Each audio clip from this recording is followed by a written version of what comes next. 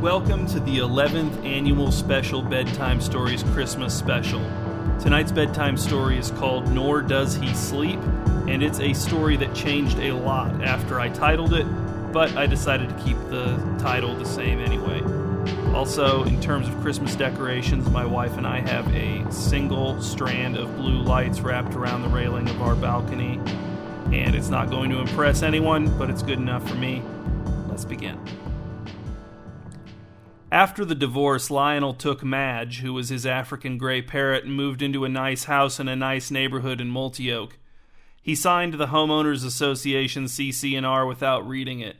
He did not bring any furniture with him to his new house, got a decent job without much effort, and settled into a dazed routine.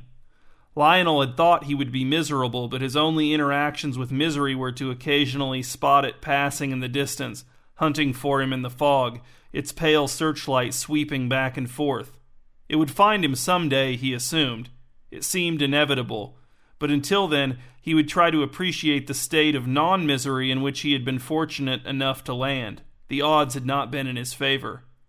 Lionel slept on his carpeted bedroom floor beneath a blue and brown Afghan his grandmother had made for him. He ate takeout food standing up at the kitchen counter or in the car on the way home from wherever he had gotten the food.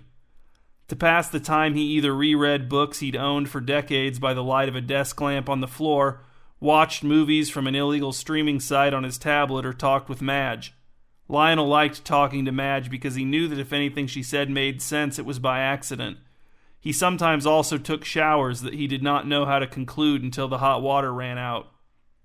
On a Saturday morning at the very end of November, Lionel woke up to the sound of neighborly merriment happening outside. He rose from the floor with the Afghan draped over his narrow shoulders and pulled the blinds aside to look out of his second-story bedroom window. His neighbors were decorating their houses for Christmas. Not just some of his neighbors, but all of his neighbors. At every house that he could see from the vantage point of his window, Lionel saw neighbors stringing lights along their gutters, neighbors driving the pointed ends of giant wooden candy canes into their snow-dusted lawns, neighbors inflating inflatable Christmas inflatables. Lionel turned to Madge, whose perch he carried from room to room with him whenever he thought he'd be somewhere for a while, and said, "Looks like we're going to be the only house on the street without any Christmas decorations." "Rain or shine," said Madge. "What a mess. How rude." Later that day, when afternoon had become indistinguishable from evening, a knock at Lionel's front door jarred him from a deep reverie. He found himself in the downstairs bathroom, leaning back against the sink with his arms folded. He did not know what he'd been thinking about. At the second knock, Lionel went to answer the door. There he found a little plump man on his porch. The man wore an Air Force veteran cap and a thick coat that was nonetheless form-fitting, almost. He had great babyish eyes and the neighborly smile of a smiley neighbor. The hairs in his thick mustache were of three colors, red, black, and gray. "Hello," said the man. "Getting dark." "Yeah," said Lionel. "A lot harder to put your decorations up in the dark," said the man. "Dangerous, too." "Oh," said Lionel. He did not know where this was going. "Do you need some help?" asked the man. "With what?" asked Lionel. "Putting your Christmas decorations up," said the man. "I don't have any Christmas decorations," said Lionel. "Who are you?" "We've met," said the man. "I'm with the HOA. I went through the CC&R with you." "What's the CC&R?" asked Lionel. "The covenants, conditions, and restrictions," said the man. "One of the conditions of living here is that every house on this street must participate in our annual Miracle on 39th Street event." "Miracle on 39th Street?" said Lionel.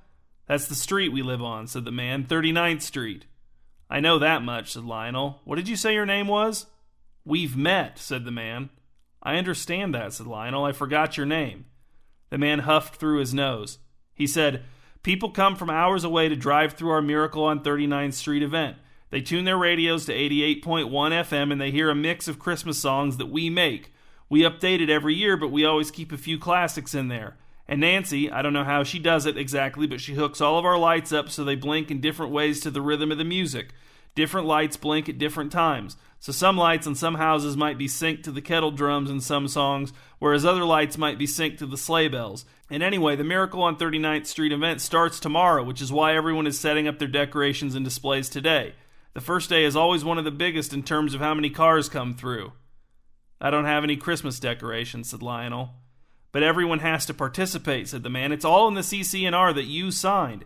How's it going to look if every house is covered in lights and decorations except yours, which is just dark and drab? Is that going to look like an actual miracle has occurred on 39th Street? No, said Lionel. He was certainly willing to admit that much. So you're going to put up your Christmas decorations? Asked the man. I don't have any, said Lionel. I don't even have furniture. So you'll go buy some? Asked the man, and then put them up on your house? No, I don't think so, said Lionel. I'm not going to do that. You have to, said the man. You signed the CC&R. Well, I'm not going to put up any decorations, said Lionel. Then you'll be fined, said the man, stomping his left foot in a way that could have actually been intimidating to someone other than Lionel in his current state. All right, I'll pay the fine, said Lionel. How much? You're just going to pay? Asked the man. It's going to be much more than the cost of a few Christmas decorations. You don't have to go crazy with them, just a nice amount so it's clear to the people visiting our street that you're participating along with everyone else. No, I'll just pay the fine, said Lionel. Let me know how much it is and when the deadline for paying it is. It's going to be hundreds of dollars, said the man. I'll have to check, but it's going to be hundreds of dollars. Oh, good, said Lionel. I thought it might be 4 figures. It might be, said the man. Well, whatever, said Lionel. Let me know. Good night. He closed the door and went to check on Madge, who was shuffling back and forth on her perch. Not by a long shot, said Madge. Not half bad. I'm over the moon. Big deal. In less than an hour, the man from the HOA was back. This time his knock on the front door rang with resentment. Lionel rose from the floor where he had been sitting against the wall in his empty living room and reading a collection of science fiction short stories he'd acquired at a garage sale when he was 13. The man was not alone this time. Behind him stood 3 people, 2 women and a man, bearing boxes filled with Christmas decorations. We thought of a solution, said the HOA man. This way you won't have to buy decorations. You won't have to put any decorations up. You won't get fined, but it will still look as if you're participating in the Miracle on 39th Street event. You will be participating in the Miracle on 39th Street event, in a way. What do you mean? Asked Lionel. The HOA man motioned with his gloved hands to the people behind him. Some of our neighbors have generously volunteered to put some of their spare decorations on and around your house. These decorations aren't bad, they just don't fit with the current themes of these neighbors' displays, or they've been upgraded. But they all still work, they're still nice, your house will not look noticeably worse than any of the lower tier displays in the street. It may actually look better than some. I'm not going to put those up, said Lionel. Sorry. That's not what we're offering, said the HOA man. We're going to put them up for you. You won't have to do anything. Lionel regarded the man with his habitual blankness, but he felt something beginning to stir inside of him, a little worm of irritation twitching in his gut. It frightened him. If irritation had found him, could misery be far behind? Worse, he could already feel the twitching of the worm of irritation impacting his thoughts, influencing his decisions. No, said Lionel, you can't put anything on my house. You can't put anything in my yard. I'm not participating. The HOA man appeared to notice the change in Lionel's tone. Is it the electric bill you're worried about? I can promise you it won't be nearly as high as the fine would be. Not nearly. You'll come out way ahead if you let us do this for you. No, said Lionel. All right, said the man. We'll compare your December electric bill to your November electric bill, and I'll pay the difference. No, said Lionel. I'll pay your December electric bill outright, said the man. I'll pay the whole thing. Get off my porch, said Lionel. Take your decorations. I'm not participating. You'll have to pay the fine, said the man. I know, said Lionel. I was already planning on that.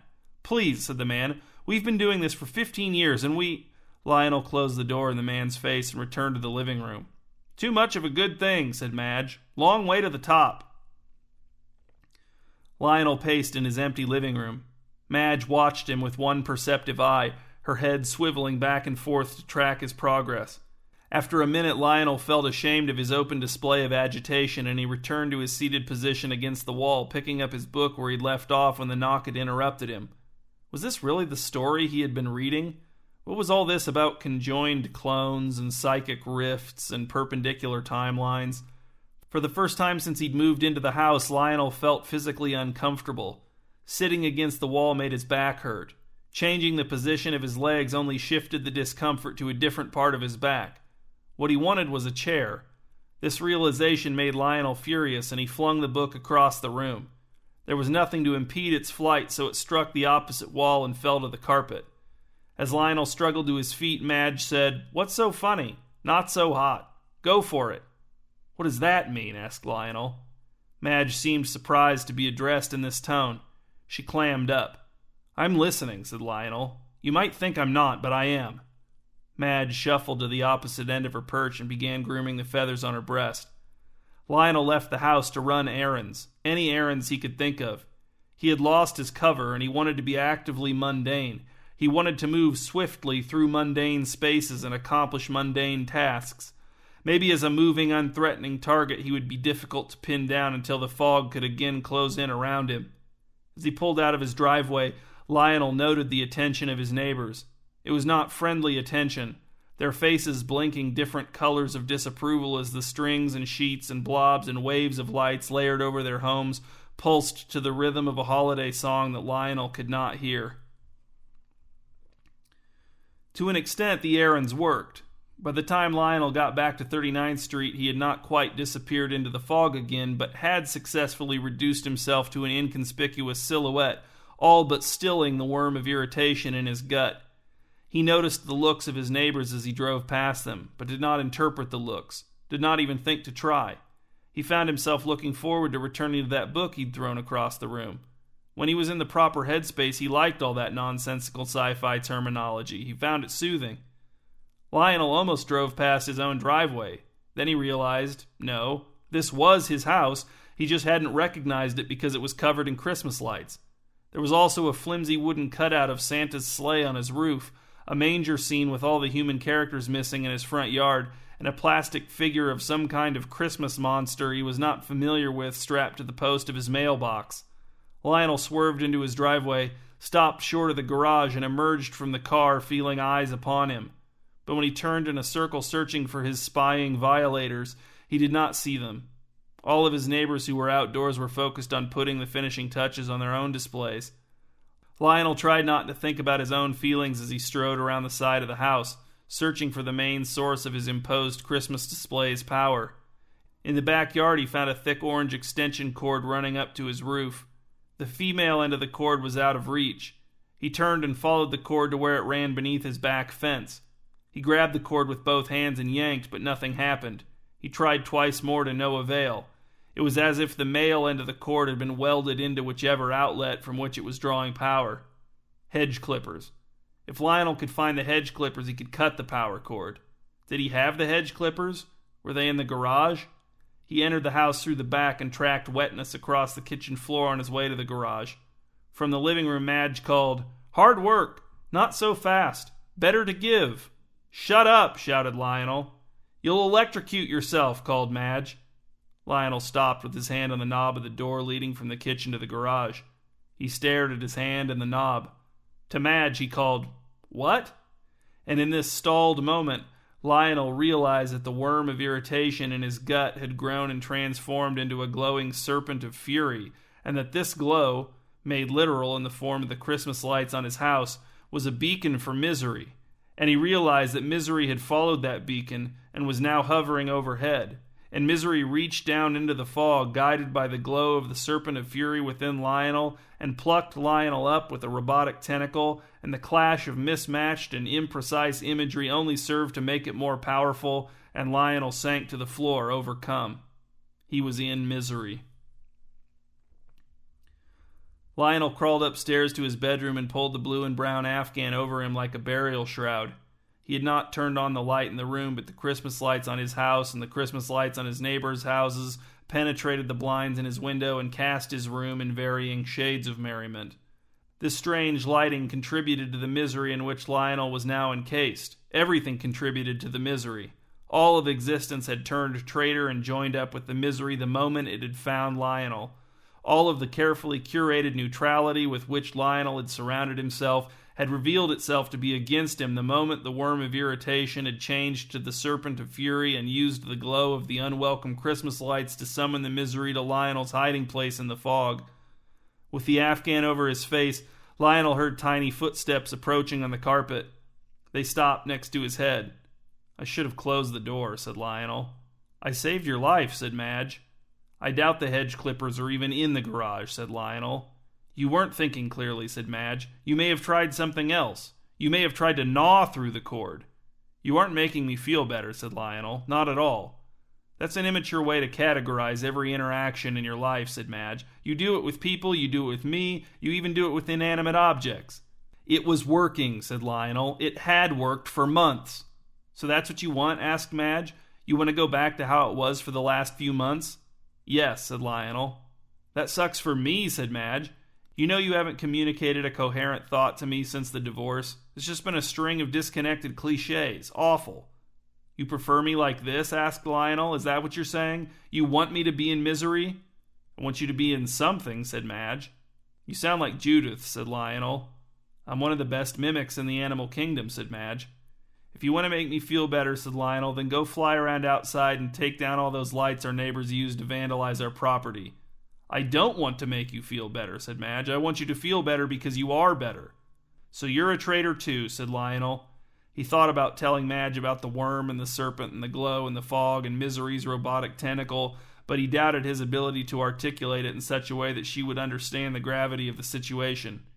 She would laugh at the metaphor's mixedness and their logical inconsistencies, and she had a very piercing laugh. Are you going to bring my perch in here tonight? Asked Madge. No, said Lionel. I'm not getting up. After a slight rustling of feathers, he heard tiny footsteps departing. Then he heard the door close, and he had no idea how Madge could have managed that, and it almost made him curious enough to get up and ask. But no, he was too deep in misery to do that. He stayed where he was and instead contemplated the traitorous nature of everything. The next day was Sunday, and Lionel spent it how he had spent every Sunday since he'd moved to Multi-Oak, sleeping late, eating a bland meal, and spending unstructured, unfocused time in different rooms in his house. The difference was that this time he did all those things while in misery, so instead of time evaporating in big vaporous chunks, Lionel felt like he was hacking his way through every second. He did not set foot outside of his home. The decorations stayed up. The serpent of fury that had animated Lionel's brief intention to hunt for the hedge clippers had gone dormant ever since misery had grabbed him, and he did not have the energy to spend hours going up and down a ladder in order to reclaim his right of non-participation in the Miracle on 39th Street event. And he didn't own a ladder. He would have to borrow a ladder from one of his neighbors, and he suspected they would not loan him one because they would know why he wanted it and would not approve. When the sun went down, the Christmas lights came on all at once in the whole neighborhood. Lionel surmised that they were all connected to some sort of central source, a master switch, which only made sense since they were all synced to the same music. Lionel was relieved that he would be spared the music at least, but that did not turn out to be the case. Many of his neighbors had set up speakers in their driveways to blast the music for the benefit of the Miracle on 39th Street visitors who were on foot. Lionel soon discovered that there was not a room in his house in which he was sufficiently insulated from the music. His best option was the downstairs bathroom with the fan running, which would have suited him fine when he was not in misery, but now that he was in misery, he found the bathroom to be just too uncomfortable of a location in which to spend an entire evening. And this was only the first night of the Miracle on 39th Street event. Lionel didn't know any specific details beyond what he remembered of what the man from the Homeowners Association had told him, but he knew the event must run through Christmas at least, and probably through New Year's Day. How would he withstand it? How much deeper within misery could he possibly go? Lionel went to his front window, which had neither blinds nor curtains, and stood there with his hands attempting to squeeze the life out of each other behind his back. His pulse pounded pain in both of his temples. He felt exhausted and also felt the impossibility of sleep. He watched the unbroken stream of cars chug past his house at slower than walking speed. He watched bundled couples and families walk past his house at exactly walking speed. He watched the faces of the people, those on the sidewalk and those visible through the windows of their vehicles, as they took in the decorations on his home and accepted them without hesitation. Lionel watched them take his participation for granted. Not a single one of them showed even a glimpse of doubt that his house might belong to someone who was being forced to participate. None of them, not a single one, displayed any sign that they suspected what his participation had cost him. Madge had kept a polite distance all day, but now, to Lionel's reflection in the window, she said, "A lot of people find the holidays to be an especially difficult time of year." "I'm going back to the bathroom," said Lionel. "It's possible to be sad without being miserable," said Madge. "It's possible to be disappointed and feel guilty without being miserable."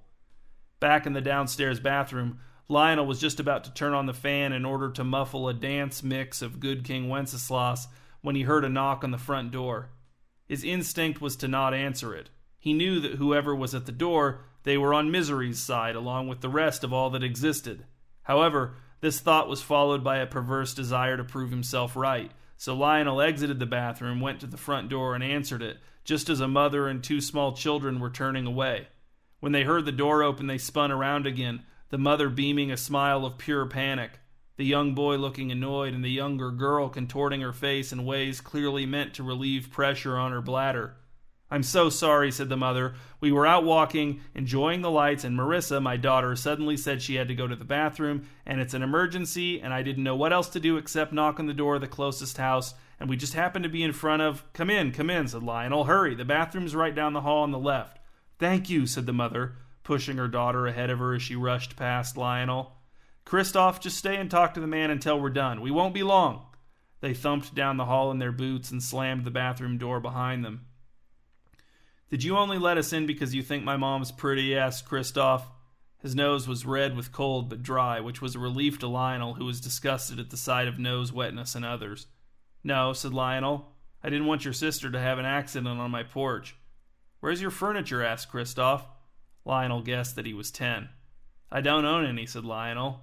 "Is that your bird?" "Yes," said Lionel. "Madge." "Does she talk?" "She talks a lot," said Lionel.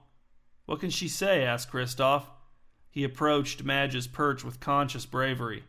"All kinds of things," said Lionel. "She still surprises me, and I've had her for 15 years. "What should I say to her?" asked Christoph. "Just say hello," said Lionel. "She likes it when you say her name, too." "Hello, Madge," said Christoph. Madge shifted from foot to foot on her perch, bobbed her head, and said, "Laugh it off. Time's up. Look no further." "Ha ha!" said Christoph. In the hall, Lionel heard the bathroom door open and the steps of differently sized boots attached to differently sized strides. "Thank you so much," said the mother. "We made it just in time." "No problem," said Lionel. "I normally wouldn't impose on a stranger like this," said the mother, "but I figured since you were participating in such a nice family-friendly event, you wouldn't be a grump or a creep or anything like that. I knew you must be a nice person." "Marissa, come here," said Christoph. "Come say hello to this bird. Her name is Madge." "Will she bite?" asked Marissa. She looked at Lionel. There were vestiges of shame at everyone's knowledge of her bathroom emergency in her expression, and Lionel felt her shame like a dart in the heart. "No, she won't bite," said Lionel. "She'd love to talk to you. Go say hi." Christoph took his sister by the hand and led her over to Madge's perch. Madge lowered her head and turned it to one side so she could train one beady eye on the little girl. "She's listening," said Lionel. "Hi, Madge," said Marissa. "Buy it in bulk," said Madge. "Show 'em who's boss. None of my business." Marissa broke into a huge grin. Christoph burst out laughing, and the mother beamed a smile without a trace of panic in it at Lionel. She touched his elbow, too. Within Lionel, the glowing serpent of fury that had been the wriggling worm of irritation began to shed its skin. As Lionel waved goodbye to the family, he recognized the new form of the creature in his gut. It was a caterpillar of hope. Wearing the only coat he could find and the only hat he could find, Lionel walked down 39th Street among the visitors on the sidewalk, eavesdropping on their comments, noting the displays they liked the most, the ones to which they seemed ambivalent. Quantity of light seemed to be a major deciding factor. The more densely packed the lights on a property, the more the visitors stopped to gawk and take pictures in front of it, oohing and taking wild stabs at specific numbers. Lionel did not know if their guesses were correct or not, absurd or not. 16 houses down from his own, Lionel stopped in front of the most impressive display he had yet seen. He didn't think it would be possible for the house to be much more decorated than it was. The effect was impressive. Lionel? It took Lionel a moment to recognize the man from the HOA, the one who had forced the decorations upon him. "Glad to see you out and about," said the man. He clapped Lionel on the shoulder as if there were no tension between them. "What do you think of my display?" "This is your house?" asked Lionel. All around him, people exclaimed over the extremity of the display, speculating aloud about the devotion a human being would have to possess to accomplish something like this, and all to make them happy. "It's mine, all right," said the man. "You put all this up since yesterday?" asked Lionel. "Oh, no," laughed the man. No, we usually get started right after Halloween." "Ah, I should have known," said Lionel. "Do you like it?" asked the man. "I like how much everyone else likes it," said Lionel. "The visitors, they love it." Yes, said the man, that's the goal. That's the point of the whole thing. Now you're starting to get it. That's the miracle of the Miracle on 39th Street event. The way it impacts the visitors. It's so bright, said Lionel, squinting as he looked at the house, the different colors blending together into a twinkling, rippling mass of light. Sure is, said the man. All our neighbors have blackout curtains. Has Joy found you? Asked Lionel. I would think Joy would have a pretty easy time finding you. Has Joy found me? Asked the man, his brow wrinkling. He had been enjoying the normality of the conversation and didn't appear to care for this injection of strangeness. Has it? Asked Lionel. Like, am I joyful? Asked the man. Sure, I'd say so. I get a kick out of this time of year. You could call it Christmas spirit, I suppose. Well, have a good night, said Lionel. He turned on his heel and headed home without waiting for the man's response. So now you want to participate? Asked Madge. Yes, said Lionel. But no, not just participate. I need to stand out. I need to be above the rest. And this is because of those kids who talked to me? Asked Madge. Yes, sort of, said Lionel. That was the first time I felt anything good since the divorce. That's the direction I need to go. Why isn't just participating good enough? Asked Madge. She dipped into her seeds, scattering more onto the floor than she got into her beak. I don't want to say, said Lionel. It's about the caterpillar in your gut, said Madge. Isn't it? Yes, said Lionel. I can't explain it how you'd understand it, though. Caterpillars make cocoons, said Madge. They emerge as something else. You're hoping that if given the right conditions, which you will accomplish by pleasing the visitors to the Miracle on 39th Street event, the caterpillar of hope in your stomach will spin a cocoon, transform, and emerge as a butterfly of contentment, and that contentment will create a glowing beacon, represented by the literal glow of the Christmas lights on our house, that will summon joy to you, and joy will break you out of misery, and you will be transported away from misery by joy. Exactly, said Lionel. I guess you know all about it. It won't work, said Madge. I know that much. Ah, shut up, said Lionel. You don't know anything about it. The next morning, Lionel got up early, called his workplace, and quit. Then he took his car to Never Not Christmas, Multi-Oak's year-round Christmas supply retailer, and purchased an extension ladder, which the employees had to help him strap to his car's roof, a few more extension cords, and an enormous quantity of Christmas lights. He did not even consider the other varieties of decoration. No cutouts, no plastic figures, no inflatables. He needed the brightness, the glow, the beacon to joy. Lionel spent the rest of the morning, afternoon, and early evening getting the lights onto his house. He was not practiced and almost fell off of the roof more than once, but he stuck with it, and the more he worked, the more adept he became, so the efficiency of his Christmas light application increased as the day went on. He figured as long as everything connected back to the cord running from beneath his back fence to the back of his roof, then the new lights would sync with the music just like the others. By the time night 2 of the Miracle on 39th Street event rolled around, Lionel's display was drastically improved. As he stood in his front window and watched the faces of the passers-by, both walking and driving, he noted a marked increase in the appreciation he saw on their faces when they looked at his display. And within his gut, the caterpillar of hope matured. It would, Lionel told himself, begin to spin its cocoon soon. And maybe there was a way to speed it up. It seemed to be nourished by the pleasure of the Miracle on 39th Street visitors. The next morning, Lionel was back at Never Not Christmas, then back on his front lawn, back on his front porch, back in his front flower bed, back on his ladder, back on his roof, stringing and stringing and stringing lights. That night, the appreciation of the visitors who looked at his house began to show signs of awe within it. The caterpillar of hope in Lionel's gut loved those signs of awe within the visitors' appreciation of Lionel's display. It matured even more. It began to think about a cocoon. It was in the planning stages. Next morning, Lionel was back at Never Not Christmas. "More lights?" asked the sales clerk. "Just ring them up," said Lionel. "You don't have to comment." That afternoon, while Lionel was making his way across the peak of his roof to take down the wooden cutout of Santa's sleigh to make room for more lights, the man from the HOA came strolling into his yard. "You're really getting into it, huh?" the man called up to Lionel. "Yes," said Lionel, "I am." He examined the base of the sleigh, trying to figure out how it was attached to his roof. "Looks like you're almost trying to have as many lights as we do," called the man. "My wife and me, I mean." "I'm trying to have more than you," said Lionel. "Almost there." The HOA man chortled. No, I'd say you're a ways off still. You got a late start. It'd be pretty tough to compete at this point." "Did you nail this to my roof?" asked Lionel. He straddled the peak and tried to push the sleigh one way, then the other. "Actually," said the HOA man, "since you have plenty of your own lights now, the people who loaned you lights want theirs back." Lionel stopped struggling with the sleigh long enough to say, "It'd be impossible to separate mine from theirs at this point. I'd have to take everything down." "Well, then maybe you'll have to do that," said the man. "They were pretty insistent." "I didn't ask for them in the first place," said Lionel. "I said I didn't want them, but you put them up anyway. They're staying." "I don't see how it's really your decision," said the man. With a grunt, Lionel grasped the sleigh cutout with both hands and wrenched it free of the roof with a groan of wood, tearing of shingles, and popping of nails. He did not lose his balance nor come close. He felt very comfortable on the roof these days.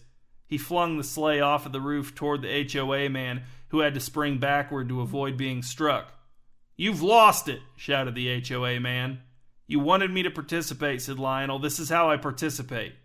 "You know, I think I could fit a few more lights onto my property," said the man. "A lot more, actually. Think I'll head over to Never Not Christmas, see if they have any I like." "Do that," said Lionel. "Do that. I'll be right behind you." The HOA man stalked down the sidewalk toward his house. In Lionel's gut, the new cocoon spasmed. Lionel winced. The HOA man did add more lights to his house, but so did Lionel. But then the HOA man added more lights to his house, and Lionel did as well. This happened a few times, repeatedly. Lionel was adding more lights to his house than the HOA man was adding to his, but the rate at which Lionel was closing the gap had slowed significantly. Another problem was that the HOA man's house and property were both much larger than Lionel's, which meant that they could accommodate more lights as a plain fact. Lionel didn't know what he could do about this beyond selling his house and buying a bigger one with a bigger property and more room for lights, which was not feasible, especially since it would need to be on 39th Street to benefit from the visitors who came for the event. And he would need to hire people to help him take his lights down, then put them up again, and no, it just wasn't feasible, not in the short time remaining before the Miracle on 39th Street event came to an end. What could he do? How could he compete? How could he possibly draw joy away from the beacon of the HOA man's superior Christmas display? In retrospect, he should not have antagonized the HOA man by throwing the sleigh cutout at him. But would that one bad decision mean that joy would never find him? That didn't seem fair. Of course, that hadn't been Lionel's only bad decision. There had been many decisions that had led him to his current predicament. He ran through a few more of them in his head, as had become his habit during his time in misery. "Why are you moaning?" asked Madge. It was past midnight. The displays were shut off for the night. The visitors had gone home. On the floor with his back against the wall, Lionel clutched his stomach. "It's nothing." "It's that cocoon," said Madge. "It's hurting you again." "The butterfly of contentment is frustrated," said Lionel. "It can't emerge until I'm content, and I can't be content until my Christmas display is the biggest beacon for joy around." "I think you have it mixed up," said Madge. "I think if you're content to not have the biggest beacon for joy around, then you're a bird," said Lionel. Madge did not dispute this. Lionel rose and walked to the front window. Behind his back, his hands picked and pecked at each other, squabbling while Lionel's attention was elsewhere. "Maybe you should be patient," said Madge. "Maybe a Christmas display isn't the only way to create a beacon for joy to find you. Surely it can't be that dependent on the season." "I can't be patient," said Lionel. "I am in misery every second. Do you know what that's like? And the caterpillar of hope, the cocoon, it makes it all feel worse in the moment because I can't just resign myself to misery. The only good thing about it is that it offers the possibility that this might be over soon. Soon." "Okay, I get that," said Madge. "But my thing is I have fundamental issues with this whole system that you describe. The worms, the beacons, the fog, these big concepts searching for you." "I'll be back," said Lionel, and he went to the garage, got into his car, and drove away. Lionel came back to the house with several new 5-gallon gas cans full of gasoline. He poured the gasoline all around the house, inside and out. With Madge on his shoulder, he drove his car down the street, parked it at the curb, and walked back to his house. "Think about what you're doing," said Madge. "Does this really seem like a good strategy for summoning joy?" "All the displays are off for the night," said Lionel. "This will be the brightest beacon by far." "There's no one to see it," said Madge. "The visitors are gone."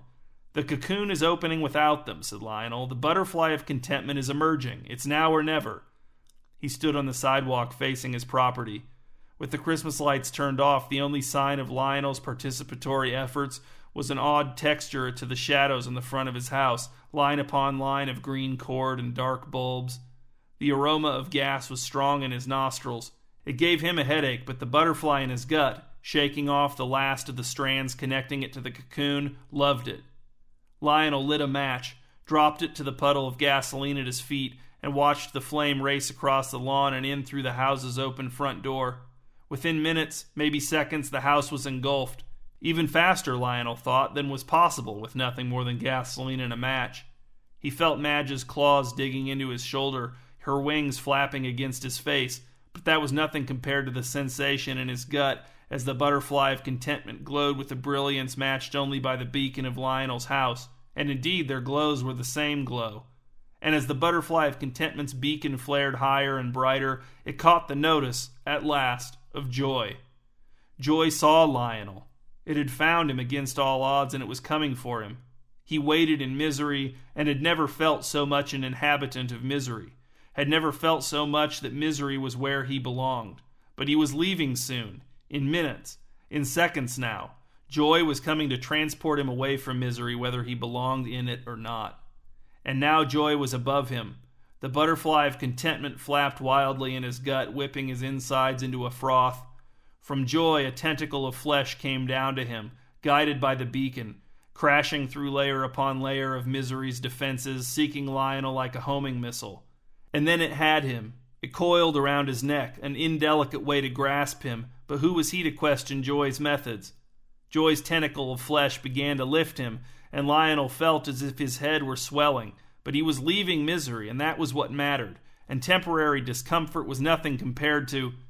Lionel tried to shout at the sharp, burrowing pain in his stomach, but the shout was strangled by the tentacle around his throat. He looked down to see the cause of the pain, which had become agonizing, and he saw Madge tearing at his stomach with beak and claw, deeper and deeper into his gut. He tried to swat her away, but he was too weak. The tentacle around his neck was making him dizzy, making him see spots at the corners of his vision. In fact, the only thing keeping him conscious was the terrible sensation of his pet African Grey Parrot opening his middle.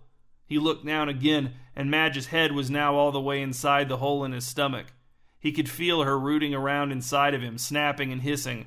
Her claws sunk deep into the flesh around the hole so that she could maintain her position and leverage. "No, Madge," said Lionel, "bad bird."